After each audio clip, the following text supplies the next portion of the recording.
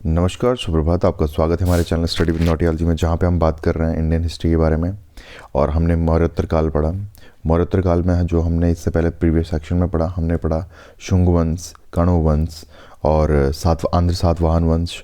और तो इसमें हमने काफ़ी चीज़ों पे बात किया। अब हम बात करते हैं विदेशी उत्तराधिकारी जो मौर्यों के बाद यहाँ पर स्टैब्लिश हुए। तो बात करें मौर्योत्तर काल की। अगर मौर्योत्तर काल की पर्सपेक्टिव में देखा जाए और विदेशी जो यहाँ पर उत्तराधिकारी आए थे उनके पर्सपेक्टिव में देखा जाए, तो यहाँ पे आए थे हिंद यवन, शक साम्राज्य, पार्थियन, कुषाण वंश। तो इनके बारे में हम यहाँ पढ़ने वाले हैं, जिसमें हम कनिष्क के बारे में पढ़ेंगे, हम नहपान के बारे में पढ़ेंगे। तो काफ़ी इंपॉर्टेंट थे। विम कड़फिसेस के बारे में पढ़ेंगे। तो ये काफ़ी ऐसे इंपॉर्टेंट राजा हैं जो काफ़ी बार एग्जाम में पूछे जाते हैं इनके बारे में, और बहुत बारीक क्वेश्चन पूछे जाते हैं। तो ये वीडियो रेलेवेंट है सारे कॉम्पिटिटिव एग्जाम की दृष्टि से।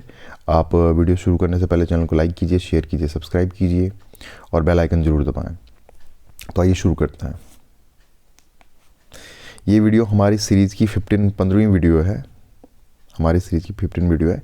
बाकी वीडियो देखने के लिए आप डिस्क्रिप्शन बॉक्स में जाएं या आप प्लेलिस्ट सर्च कर सकते हैं। तो बात करें विदेशी उत्तराधिकारी की।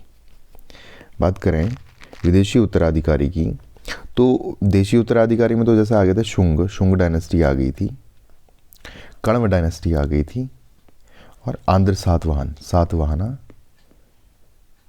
यहाँ पर आ गए थे। अब बात कर रहे हैं विदेशी उत्तराधिकारी जो बाहर से आए, यहाँ पे इंडिया में आए थे। तो मौर्य काल के पतन के बाद मध्य एशिया से हिंद यवन आए, इंडो ग्रीक जिनको कहा जाता है। ये नॉर्मली कहाँ के थे, क्यों इंडिया में आए और क्या क्या इन्होंने चेंजेस कराए, वो हम इसमें पढ़ेंगे। तो ये नॉर्मली जो थे ये इंडो ग्रीक के थे। ग्रीक मीन्स ये ग्रीक के थे। और ये नॉर्मली अफ़गानिस्तान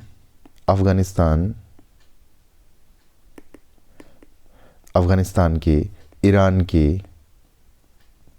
तो इनकी जो सीमाएं थी वो इंडिया से लगती थी। तो इन्होंने अपने सीमा प्रसार किया, क्योंकि एक जो सेंटर में जो पावरफुल जो यहाँ पे एक पावर थी, सेंटर की जो पावर थी, जो उस टाइम यहाँ पे मौर्यस थे, वो खत्म हो चुके थे, पतन हो चुका था। तो इन्होंने भी इन्वेड करना स्टार्ट कर दिया इंडिया में। तो ये इनका रीजन था इन्वेड करने का। तो आक्रमण किया था, एक बड़े क्षेत्र पर अधिकार कर लिया। बैक्ट्रिया शासकों का इतिहास इनके सिक्कों के आधार पर लिखा गया। तो इनके जो भी इन्होंने मतलब जो भी इनकी हिस्ट्री है, इनके सिक्कों, इनके कॉइन्स के आधार पर लिखा गया है, और जो भी कॉइन्स इन्होंने बनाए। बात करें बैक्ट्रिया की। बैक्ट्रिया क्या था? बैक्ट्रियाना अमुदरिया के मध्य में मध्य एशिया का एक प्राचीन क्षेत्र था, जो हिंदू कुश के उत्तर में, पामीर के पश्चिम में और दक्षिण में फैला हुआ था। गिसर रेंज अफगानिस्तान के उत्तरी भाग, दक्षिणी पश्चिमी तजिकिस्तान और दक्षिण पूर्वी उज्बेकिस्तान को कवर करता है। तो ये जो बैक्ट्रिया जो शासन था, ये था अफगानिस्तान में, ये उज्बेकिस्तान में था, और ये जो फैला हुआ था ये पामीर के पठार में भी फैला हुआ था। तो काफ़ी क्षेत्र में इनका फैला हुआ था ये बैक्ट्रिया शासन। बात करें इसको मैप में देखें अगर, तो ये बैक्ट्रिया है, जो आप देख सकते हैं। यहाँ पे पामीर का पठार है, ये बैक्ट्रिया है, बैक्ट्रिया साम्राज्य। ये हिंदू कुश पर्वत है, यहाँ पे माउंटेन्स हुआ करती थी, हिंदू कुश माउंटेन, और ये अभी वर्तमान अफगानिस्तान में है। तो यहाँ से इसे पार करके ये इंडिया में इन्वेड किया इन्होंने, और इसके बाद ये इंडिया में आए। क्योंकि आज मैं बात कर रहा हूँ इंडिया की, तो मैं पूरे इंडिया मतलब प्राचीन इंडिया की बात कर रहा हूँ, इसमें पाकिस्तान में इंक्लूडेड है। तो यहाँ पे आए। ये अमुदरिया यहाँ पे आ रहा है, ऑक्सिस इसको कहा गया है। दरिया मीन्स ये रिवर की बात करता है। तो ये है बैक्ट्रिया साम्राज्य। तो यहाँ से ये गंधार, ये आपको दिख रहा होगा यहाँ पे गंधार यहाँ पे दिख रहा होगा। ये वर्तमान में कंधार है, जो कि अफगानिस्तान में स्थित है। बात करें हिंद एवं इंडो ग्रीक की, तो इनमें सबसे इंपॉर्टेंट बात जो आती है वो आती है मौर्योत्तर काल की सबसे महत्वपूर्ण घटना बैक्ट्रिया अफगानिस्तान की यवनों द्वारा। क्योंकि जो अफगानिस्तान में थे बैक्ट्रिया के, वहाँ के उनको यवन कहा जाता था। इनके द्वारा भारत पर आक्रमण करना था। लगभग 250 BC में बैक्ट्रिया के गवर्नर डियोडोटस एवं पार्थिया के ईरान के गवर्नर एक्सेसस ने स्वयं को स्वतंत्र घोषित कर दिया। अब जो यहाँ के जो शासक थे, इन्होंने स्वयं को स्वतंत्र घोषित कर दिया। जब इन्होंने स्वतंत्र घोषित किया तो इन्होंने अपने साम्राज्य को फैलाने की कोशिश की, क्योंकि इससे पहले जो याद थे, इससे पहले शैलुकस के साम्राज्य के अंतर्गत आते थे। तो जो दूसरे राजा थे डियोडोट्स, जिनकी आप यहाँ पे मूर्ति देख सकते हैं, ये डियोडोट्स हैं, इनकी आप मूर्ति देख सकते हैं यहाँ पे। तो इन्होंने क्या किया, इन्होंने सेल्यूकस के साम्राज्य, सेल्यूकस निकेटर जो था जिसने चंद्रगुप्त मौर्य के समय अटैक किया था, उससे खुद को अलग कर दिया। तो उसके बाद ये फ्री हो गए थे। उसके बाद इन्होंने क्या अपना साम्राज्य फैलाना स्टार्ट कर दिया। या आप देख सकते हैं एक हिसाब से इनके कॉइन हैं जहाँ पे इनको मतलब राजा को दर्शाया जाता था कॉइन में। तो बात करें डेमेट्रियस फर्स्ट जो 189 बीसी से लेकर 171 बीसी तक रहे, भारत पर आक्रमण करने वाला पहला यूनानी यवन आक्रमणकारी डेमेट्रियस फर्स्ट था। सबसे पहले इसने अटैक किया भारत पर, डेमेट्रियस फर्स्ट ने, जिसने खरोष्टी और यूनानी दोनों लिपियों के सिक्के चलाए। इसने खरोष्टी जो कि लेफ्ट साइड से राइट साइड से लेफ्ट साइड की ओर लिखी जाती है, और यूनानी लिपि, तो ये जो दो लिपियाँ थी इनको इन्होंने इस्तेमाल किया और दोनों लिपियों के सिक्के चलाए। ड्रेमेटियस के बाद भारत में यवन के दो शाखाओं में, जब इन्होंने अटैक कर दिया तो ये इंडिया में दो ब्रांचेस में बढ़ गए। एक तो ड्रेमेटियस का अपना वंश था, दूसरा यूक्रेटाइड वंश था। तो इनके बारे में हम पढ़ेंगे कि इनके मेन राजा कौन कौन से थे। सिंपली आपको याद रखना है कि ड्रेमेटियस आया यहाँ पे, ड्रेमेटियस सेकेंड जो ये है, ड्रेमेटियस सेकेंड जो था, इसने इंपॉर्टेंट चीज़ें जो आपको याद रखनी, इसने खरोष्टी और यूनानी में सिक्के चलाए थे अपने। इनके सिक्कों पर राजा का चित्र बना होता था, जी आप देख सकते हैं यहाँ पर। ये आपको इंपॉर्टेंट चीज़ें याद रखनी है। दूसरी बात इसकी, ये दो शाखाओं में बटा था। ड्रेमेटियस वंश जो पहला था, ड्रेमेटियस जिसने अटैक किया था इंडिया में, वो उसका एक वंश चला। दूसरा यूक्रेटाइड वंश, जिसके साथ में जो लोग आए थे, इनका एक अलग से वंश चला यहाँ पर। तो बात करते हैं ड्रेमेटियस वंश के जो इंपॉर्टेंट जो किंग था उसकी बात करते हैं। तो ड्रेमेटियस वंश में इंपॉर्टेंट जो किंग है वो है मिनांडर, 165 बीसी से लेकर 145 बीसी तक। तो ये आप देख सकते हैं मिनांडर सबसे इंपॉर्टेंट था यहाँ पे, जिसकी राजधानी शाकल यानी सियालकोट पाकिस्तान में थी। इसने अपनी राजधानी पाकिस्तान में बनाई। मिनांडर एक प्रतापी राजा था, लेकिन पुष्यमित्र शुंग के द्वारा उसे पराजित होकर वापस लौटना पड़ा। वैसे तो ये काफ़ी प्रतापी राजा था, लेकिन तत्कालिक समय में इंडिया में जो देसी उत्तराधिकारी थे उनमें पुष्यमित्र शुंग यहाँ पर शासन कर रहा था। तो जब ये यहाँ पे अटैक किया इन्होंने, जैसे ये अटैक करते हैं, ये आप देख सकते हैं, ये बैठे हैं यहाँ पे मिनांडर। तो जैसे इन्होंने अटैक किया तो पुष्यमित्र शुंग जो यहाँ सेंट्रलाइज में पहले से थे, उन्होंने इन्हें हरा दिया। यह बौद्ध साहित्य में इनको मिलिंद के नाम से विख्यात है। इनको मिलिंद कहते हैं, इनके नाम पे मिलिंद पन्हो आपने सुना होगा। इसने गंगा यमुना दोआब पर आक्रमण किया था। बौद्ध धर्म में मिलिंद पन्हो में मिनांडर के बौद्ध भिक्षु नागसेन के द्वारा संवाद के बाद बौद्ध धर्म में अपनाने का उल्लेख है। तो जो मिनांडर थे यानी मिनांडर थे, इनको मिलिंद भी कहा जाता है। बौद्ध ग्रंथ जो हैं, तो इनके जो गुरु थे जिनसे इन्होंने शिक्षा दीक्षा ली थी, वो ये आप देख सकते हैं यहाँ पर, ये थे नागसेन और ये थे मिनांडर। तो एक हिसाब से आप देख सकते हैं कि मिनांडर जो थे ये बौद्ध धर्म, बाद में बौद्ध धर्म की ले लेते हैं, बौद्ध धर्म की शिक्षा दीक्षा ले लेते हैं। ओके, अब बात करते हैं यूक्रेटाइडस वंश की। तो इसकी जो राजधानी थी ये तक्षशिला पाकिस्तान में थी। पहली राजधानी जो थी मिनांडर की वो थी सियालकोट पाकिस्तान, और इनकी राजधानी तक्षशिला पाकिस्तान, जहाँ पे तक्षशिला यूनिवर्सिटी भी थी। इस वंश का सबसे प्रतापी राजा एंटियालकिड्स था। उसने शुंग शासक भगभद्र के दरबार में एक राजदूत हेलियोडोरस, तो ये काफ़ी टाइम पूछ जाता है कि कौन सा राजदूत हेलियोडोरस किसने भेजा था, तो ये भेजा था एंटियालकिड्स ने, हेलियोडोरस, जिसने विदिशा में एक गरुड़ स्तंभ की स्थापना की। तो ये बहुत इंपॉर्टेंट है कि विदिशा में गरुड़ स्तंभ की स्थापना किसने की है, तो विदिशा में गरुड़ स्तंभ की स्थापना हेलियोडोरस ने की है, विदिशा। भारत में सबसे पहले सोने के सिक्के यूनानियों ने जारी किए। सबसे पहले जो सोने के सिक्के यहाँ पर जारी किए गए थे वो यूनानियों ने किए थे। यवन, जिनको हिंद यवन कहा जाता है। सिक्कों पर राजाओं के चित्र और तिथि की परिपाटी यूनानियों ने शुरू की। सबसे पहले यूनानियों ने शुरू की। यहाँ पर वो क्या करते हैं, सिक्कों पर, जैसे क्वाइन हो गया, आप देख सकते हैं यहाँ पे, ये क्वाइन यहाँ पे दिख रहा है। तो इस क्वाइन पर जो फोटो है, इस क्वाइन पर, तो ये राजा की फ़ोटो है, और उसमें एक हिसाब से उसमें सन भी लिखा गया, कब ये प्रकाशित किया, ये कौन है, ये आप देख सकते हैं मेनांडर। ये यहाँ पे मेनांडर लिखा हुआ है, MENAN, मेनांडर लिखा हुआ है, तो आप पढ़ सकते हैं इसे। अब यूनानियों ने हेलेस्टिक कला से परिचित किया, जो बाद में गंधार शैली का रूप ले लिया। तो इनकी एक टेक्निक थी, जो भवन निर्माण की टेक्निक थी, उसे हेलेस्टिक कला कहा जाता था, जिसने बाद में गंधार शैली का रूप ले लिया। तो ये सबसे इंपॉर्टेंट कि गंधार शैली को सबसे पहले यहाँ पर किसने इंट्रोड्यूस करवाया था, तो ये करवाया था हिंद यवन लोगों ने, इंडो यमन लोगों ने। तो गंधार शैली बाद में। बात करें नेक्स्ट, शक आक्रमण, शकों की बात करते हैं, क्योंकि हिंद यमन में ये जो इंपॉर्टेंट किंग थे वो यही दो थे जिनका इतना ही काम था, सबसे इंपॉर्टेंट काम। अब बात करते हैं शक साम्राज्य की।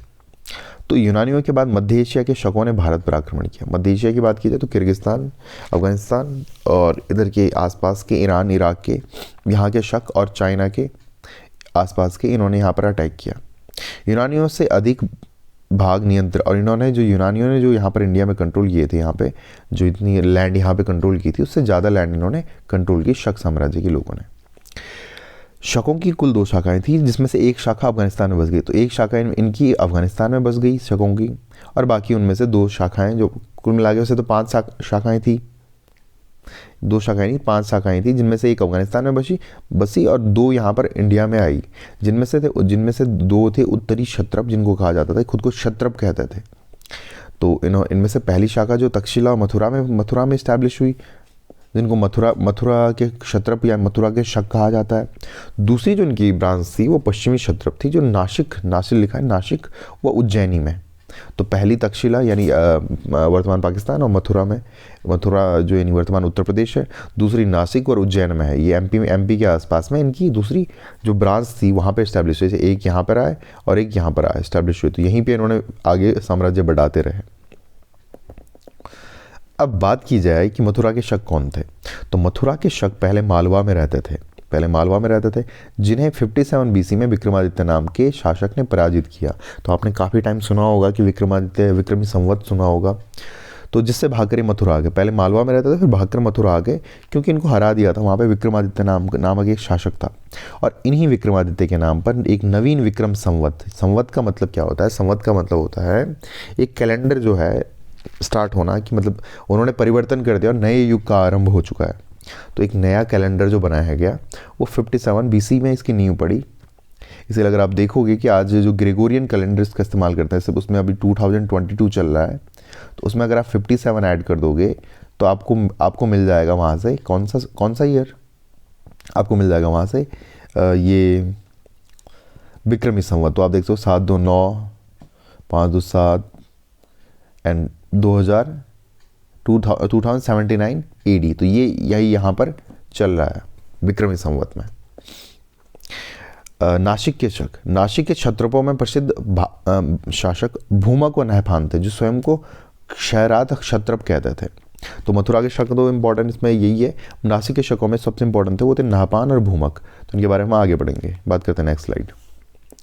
नहपान जो थे ये 119 से लेकर 124 AD तक थे। ये आप नहपान देख सकते हैं, यहाँ पे इनकी इमेज है। यहाँ पर ये क्वाइन है, क्वाइन पर इनकी फ़ोटो बनाई गई है, उनके बारे में लिखा गया है। इसके राज्य में काठियावाड़, वर्तमान गुजरात, दक्षिणी गुजरात, मालवा, उत्तरी कोंकण यानी ये उत्तरी कोंकण की बात की जाए तो गुजरात की बात कर रहा है, थोड़ा महाराष्ट्र का बात कर रहा है, पूना शामिल था। तो ये वही बात हो गई। इसने महाराष्ट्र का एक बहुत बड़ा भूभाग सातवाहन राजाओं से छीन लिया था। तो जो सातवाहन जो किंग थे वहाँ पर सातवाहना जो रूल कर रहे थे, इन्होंने क्या किया, इन्होंने उनका जो काफ़ी राज्य इन्होंने ले लिया था नहपान ने। सातवाहन राजा गौतमीपुत्र शातकर्णी, उसके बाद गौतमीपुत्र शातकर्णी, क्योंकि समकालीन थे गौतमीपुत्र शातकर्णी के, जो सातवाहन के एक प्रसिद्ध या फेमस राजा थे। तो उन्होंने इन्हें पराजित करके मार डाला। तो बैटल हुई थी नहपान और शातकर्णी के बीच में, जो मैंने प्रीवियस वीडियो में आपको बताया था। तो इनकी जो बैटल हुई तो उसमें गौतमीपुत्र शातकर्णी ने पहले हराया, उसके बाद इनकी हत्या कर दी, मार दिया इन्हें। अब मालवा के शक बात करें, मालवा के शक और रुद्रदामन, तो ये काफ़ी इंपॉर्टेंट है। रुद्रदामन ये काफ़ी इंपॉर्टेंट है। 130 से लेकर 150 AD तक इनके बारे में बात की गई। तो इस वंश का सबसे प्रसिद्ध शासक रुद्रदामन था। इसके विषय में जानकारी जूनागढ़ अभिलेख, अगर आपसे पूछा जाए जूनागढ़ अभिलेख किसने लिखा है तो रुद्रदामन ने लिखा है। रुद्रदामन जो थे मालवा के शक थे, शक साम्राज्य से बिलोंग करते थे। इसने सुदर्शन झील का जीर्णोद्धार करवाया। तो सबसे इंपॉर्टेंट बात, इन्होंने सुदर्शन झील जो बनी हुई थी उसका जीर्णोद्धार करवाया। अब बनाने वाले इसको जो थे मौर्यन डायनेस्टी में बनी थी, लेकिन जो टूटी हुई थी, लेकिन इन्होंने इसको फिर से काम करवाया, इस पर जीर्णोद्धार इसका करवाया। रुद्रदामन जो थे ये व्याकरण, बात की जाए रुद्रदामन की, तो रुद्रदामन व्याकरण, राजनीति, संगीत एवं तर्कशास्त्र का पंडित था। तो ये काफ़ी फेमस थे, जो व्याकरण, राजनीति, संगीत एवं तर्कशास्त्र के बहुत बड़े विद्वान थे। मालवा के शकों में अंतिम शासक रुद्र सिंह III था, जिसे गुप्त शासक चंद्रगुप्त विक्रमादित्य ने मारकर प्रथम बार मालवा के क्षेत्र में व्याघ्र शैली के चांदी के सिक्के चलाए।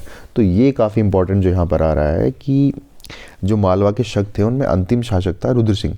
इसे गुप्त शासक चंद्रगुप्त विक्रमादित्य ने मारकर प्रथम बार मालवा के क्षेत्र में व्याघ्र शैली में जो थे वो चांदी के सिक्के चलाए। तो आखिरी इनका जो खत्म किया था वंश, वो किया था चंद्रगुप्त, क्योंकि इसके बाद गुप्त डायनेस्टी स्टार्ट हो जाती है साथ साथ में समकालीन में, तो उनके भी आपस में कॉन्फ्लिक्ट होते रहते हैं।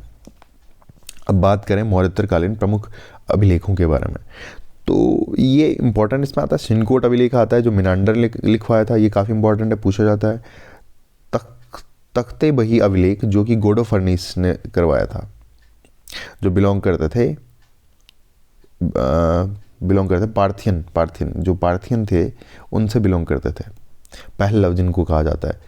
पचतर अभिलेख जो कि कुषाणों ने लिखवाया था। जूनागढ़ अभिलेख जो अभी बताया था रुद्रदामन ने लिखवाया था। नानाघाट अभिलेख ये नागनिका ने लिखवाया था। नासिक अभिलेख ये गौतमी बलश्री ने लिखवाया था। और अयोध्या अभिलेख, ये गौतमी बलश्री जो बात कर रहे हैं, ये गौतमी बलश्री जो आता है ये आंध्र सातवाहन वंश में आता है। बात करें अयोध्या अभिलेख तो धनदेव ने लिखवाया था। बेसर नगर अभिलेख ये हेलियोडोरस ने लिखवाया था। तो ये काफ़ी इंपॉर्टेंट है, सारे इनको आप नोट्स बना लीजिए, काफ़ी इंपॉर्टेंट है। बात करें पार्थियन पहलव आक्रमण की, तीसरे जो उसमें आता है, तो आप देख सकते हैं पार्थियन किंग है, इनका जो क्वाइन है, लगभग आप देख सकते हैं कि इन सभी ने जितने भी बाहर से आए ये लगभग आसपास से आए थे, और सभी में एक खास बात थी। खास बात क्या थी? इनके जो क्वाइन थे ये अपनी फ़ोटो वहाँ पर बना देते थे, अपनी इमेज वहाँ पे, क्योंकि पंचमार्क था, पंचमार्क यानी ऊपर से पंच करते थे तो उसके बाद इमेज बनती थी। तो पंचमार्क से क्या बना देते थे, ये अपनी क्वाइन पे अपनी फ़ोटो और अपने बारे में वहाँ पे कुछ लिखवा देते। तो ये बहुत बड़े सोर्स हैं इनके बारे में जानने के लिए। बात करें पार्थियन मध्य एशिया में ईरान से आए थे। जब पार्थियन की बात करें तो मध्य एशिया में आए थे ईरान से।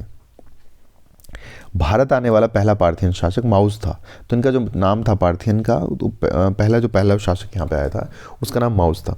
भारत में पार्थियन साम्राज्य का वास्तविक संस्थापक मित्रोडोस फर्स्ट था, लेकिन इस वंश का सबसे प्रसिद्ध शासक गोडोफर्निस था।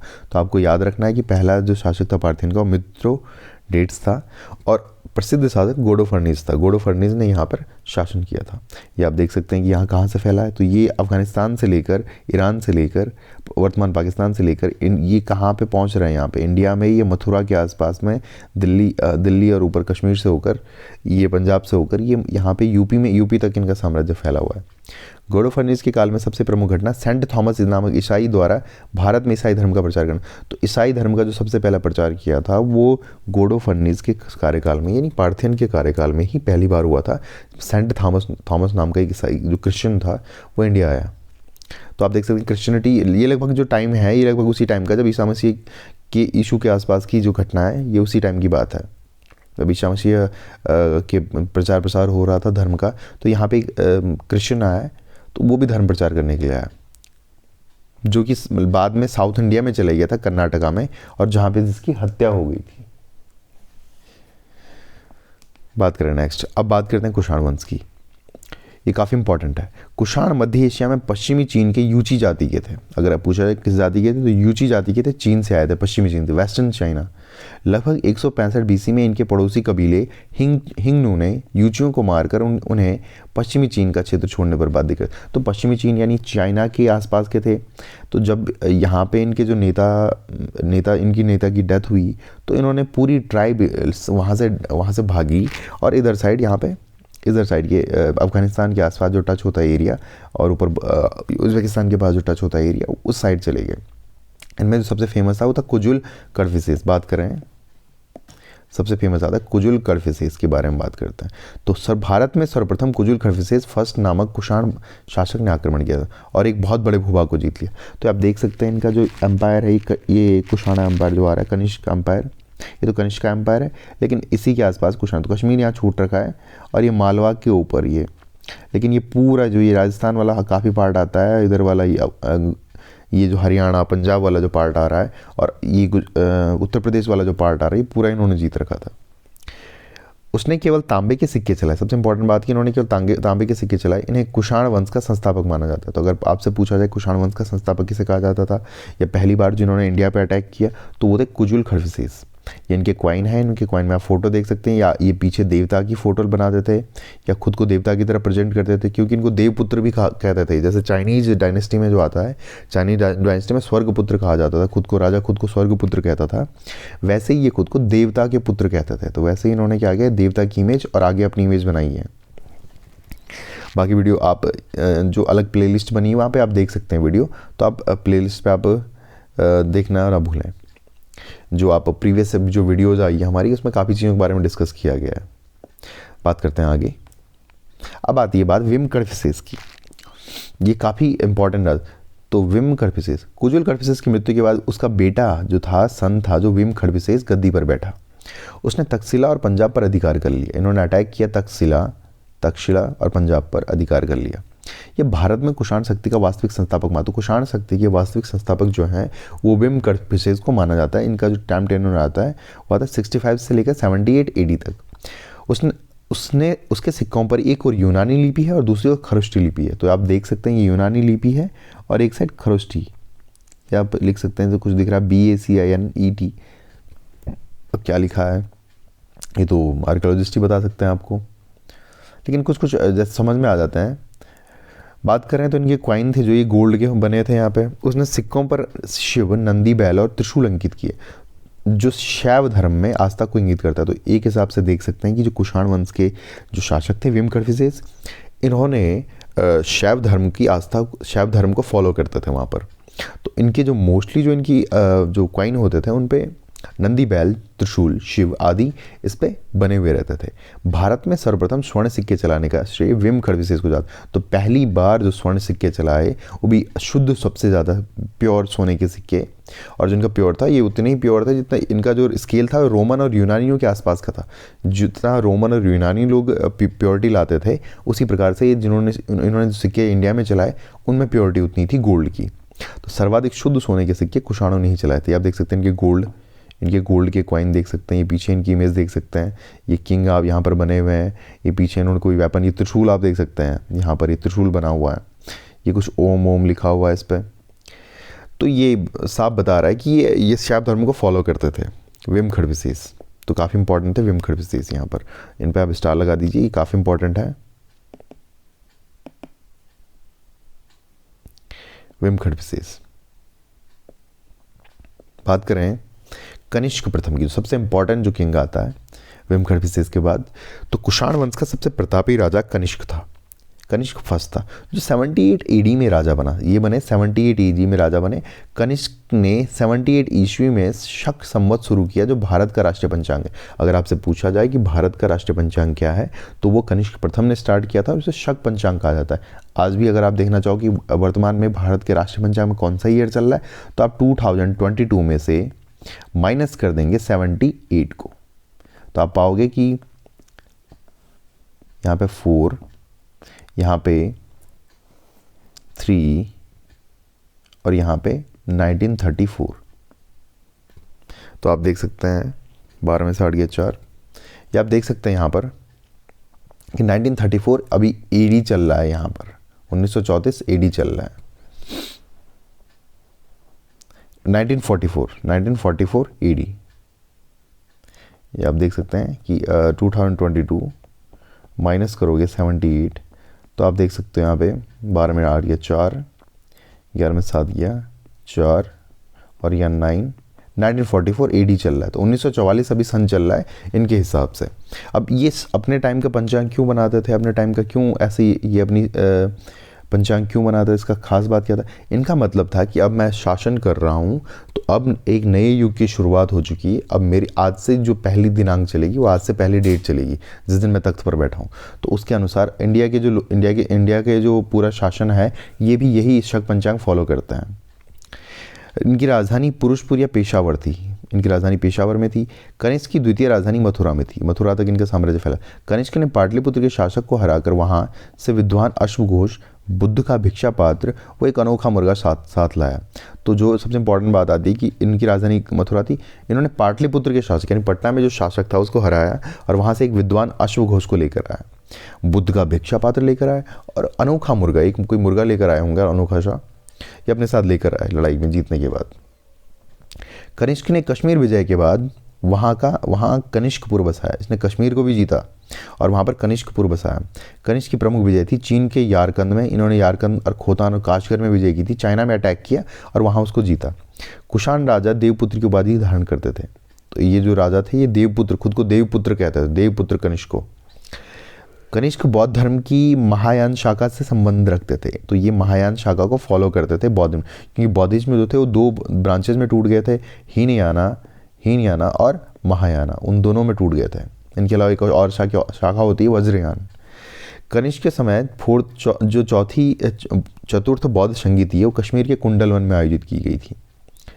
तो सबसे इम्पोर्टेंट बात है कि जो चौथी बौद्ध संगीति थी वो कश्मीर के कुंडलवन में आयोजित की गई थी कनिष्क के समय, जिसमें बौद्ध धर्म हीनयान और महायान 2 शाखाओं में बंट गया। तो यही वो बौद्ध संगीत, इसमें हीनयान और महायान बौद्ध धर्म 2 भागों में डिवाइड हो गया। कश्मीर के कुंडलवन में आयोजित की थी, कनिष्क ने करवाई थी। चौथी बौद्ध संगीति में विभाषा शास्त्र नामक पुस्तक लिखी गई। तो जो चौथी बौद्ध संगीति थी इसमें विभाषा शास्त्र नामक एक पुस्तक भी लिखी गई थी। बात करें कनिष्क के सिक्के ईरानी भाषा में लिखे गए। तो इनके सिक्के जो कॉइन है वो यूनानी भाषा में है, ईरानी भाषा में है। कनिष्क के समय भारत में 2 नवीन कला शैलियों का जन्म हुआ, गंधार व मथुरा शैली। इनके बारे में हम नेक्स्ट वीडियो में डिस्कस करेंगे। इन शैलियों में क्या क्या होता है, कैसे डेवलप होती हैं और क्या क्या आर्ट एंड कल्चर में आ जाएगा। कनिष्क को बौद्ध धर्म में अश्वघोष ने दीक्षित किया। तो बौद्ध धर्म की जो दीक्षा ली थी इन्होंने, जो पाटलिपुत्र से अपने साथ एक बौद्ध भिक्षु लेकर आए थे अश्वघोष, इन्होंने इनको बौद्ध धर्म की शिक्षा और दीक्षा दी। बात करें वासुदेव, कनिष्क वंश का अंतिम शासक था। तो जो वासुदेव थे कनिष्क वंश का अंतिम शासक था। कुषाणों में मृत शासकों की मूर्ति को मंदिरों में रखा जाता है। इंपॉर्टेंट बात जो इनकी है कि इनकी जो टेम्पल्स थे वहाँ पर मंदिर है, मंदिर में इनकी मूर्ति रखा जाता था। जो राजा होते थे, अगर कोई मरे हुए शासक हैं तो उनकी मूर्तियाँ टेम्पल्स में रखी जाती थी। अब बात करें कनिष्क दरबार के प्रमुख विद्वान, तो इनके दरबार में कौन कौन थे। तो आपने सुना होगा, चरक का नाम सुना होगा। चरक एक राजवैद्य थे जिन्हें शल्य चिकित्सा, जो सर्जरी के प्रणेता थे, और उनकी पुस्तक चरक संहिता को शल्य चिकित्सा यानी सर्जरी का प्राचीनतम ग्रंथ। तो जितनी भी सर्जरी होती है, आज भी सर्जरी जो की जाती है वो सबसे पहले चरक नहीं, तो उस टाइम के सर्जन थे चरक। मेडिकल में काफ़ी इन्होंने जो काम किया था वो आज भी उसका इम्प्लीमेंटेशन आज भी आपको दिख सकता है। यह भारतीय चिकित्सा शास्त्र, भारतीय मेडिकल का जो है वो विश्वकोश है, यानी एक डिक्शनरी टाइप की है। इसमें भारतीय मेडिकल, इंडियन मेडिकल के बारे में लिखा गया है, जो कि महर्षि आत्रेय के उपदेशों पर आधारित है। अलबरूनी ने इसे औषधि शास्त्र का सर्वश्रेष्ठ ग्रंथ बनाया। जो अलबरूनी यहाँ पर आए थे बाद में, जो अलबरूनी आए थे, तो अलबरूनी ने औषधि शास्त्र को सर्वश्रेष्ठ ग्रंथ। अलबरूनी ने एक बुक भी लिखी है, किताब उल हिंद। अगर बात करें उल हिंद, इन्होंने बुक लिखी है अलबरूनी ने। तो चरक एक मेडिकल जो थे, राजवैद्य थे, यानी एक डॉक्टर के टाइप डॉक्टर थे, जो सर्जन थे। बात करें अश्वघोष राजकवि थे, जो बौद्ध संगीति के मुख्य अतिथि भी थे और उपाध्यक्ष भी थे। तो बौद्ध संगीति जो कश्मीर में हुई थी कुंडलवन में, उसके उपाध्यक्ष थे अश्वघोष।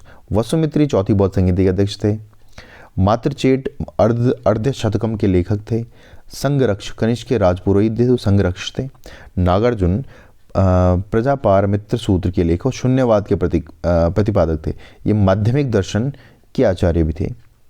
अब लास्ट जो आते हैं वो एजिसियालोज, प्रसिद्ध ग्रीक विद्वान इनके। तो आप देख सकते हैं काफ़ी फेमस विद्वान इनके दरबार में रहा करते थे कनिष्क। तो एक इनका ये आप देख सकते हैं कनिष्क को दर्शाया गया है और एक वॉरियर की तरह दर्शाया गया है। तो ये थे कुषाण वंश के कनिष्क। तो थैंक यू, आप हमारे साथ बने रहे और आपका बहुत बहुत धन्यवाद। तो आप और वीडियो देखने के लिए आप चैनल को लाइक कीजिए, शेयर कीजिए, सब्सक्राइब कीजिए। और जो प्रीवियस वीडियो हैं वो प्लेलिस्ट अलग से बनी हुई है, उसमें आप देख सकते हैं अलग अलग वीडियो। तो आप टेलीग्राम पे हमारे स्टडी विद नौटियाल जी नाम से एक ग्रुप बना हुआ, वहाँ पे फॉलो कर सकते हैं, जहाँ पे PDF अवेलेबल करवाई जाती है। और ये इंस्टाग्राम पर आप फॉलो कर सकते हैं हमें। और सब्सक्राइब कीजिए, लाइक कीजिए, शेयर कीजिए और शेयर ज़रूर कीजिए। Thank you.